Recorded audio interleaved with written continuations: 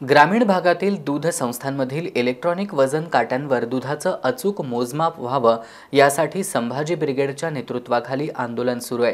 कोल्हापूरसह राज्यभरातील दुधाचं मोजमाप करणारे इलेक्ट्रॉनिक वजन काटे तपासणी करण्यासाठी शासनाने त्रिसदस्यीय समिती नेमली आहे। या समितीचे सदस्य रुपेश पाटील यांनी काल करवीर आणि पन्हाळा तालुक्यातील वजन काट्यांची तपासणी केली असता फसवणूक होत असल्याचं उघडकीला आलंय।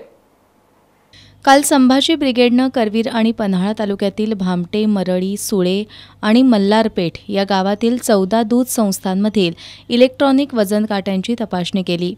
यापैकी 12 दूध संस्थांमधील काट्यांमध्ये अचूकता 100 मिली प्रमाणात ठेवणं, कन्व्हर्जन फॅक्टर बदलून फसवणूक करणं, वजन काट्यांचं सील तोडून त्यात अनधिकृत बदल करणं यासह 10 मिली अचूकतेचा काटा वापरणं पण 10 ते 90 मिली दुधाचा मोबदला उत्पादकांना न देणं अशा गंभीर चुका आढळून आल्यात।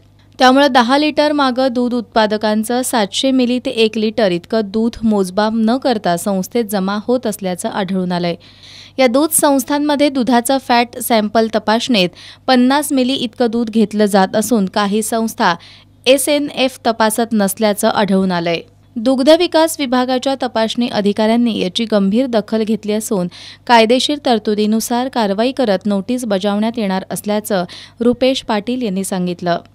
आता आम्ही भामटे गावामध्ये आलोय। आमच्यासोबत पवार साहेब आहे, जी दुधाचं वजन काटा तपासणारी शासनाची कमिटी आहे। त्या कमिटीचा दौरा म्हणूनसाठी आज आम्ही या गावात तपासणी केली। भामटे करवीर तालुका शौमारांच्या नावाने केली आहे। तर इथला आता कन्व्हर्जन फॅक्टर जो आहे तर तो 9,200 आहे, म्हणजे तो 9,700 असायला पाहिजे। म्हणजे 100 किलोला 97 लिटर दूध व्हायला पाहिजे, पण ह्या डेअरीत मात्र दूध वजन केलं जाते तर ते 100 किलोला 92 किलो होणार। बरोबर ना सर? 92 लिटर होणार, म्हणजे लिटरला 50 मिली, 100 लिटरला 5 लिटरचा फरक आहे।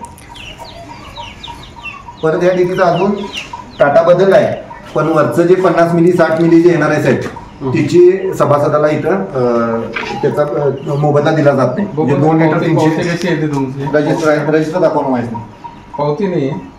ऐका, शेतकरी किती अडाणी असते त्याचा अजून यांच्याकडे दुसरा आहे। 2022चं घरपत्रक लावून अजून शेतकरी असणे ह्या लोकांनी आता मागापासून भर निघाला किती दिसतात दाखवा।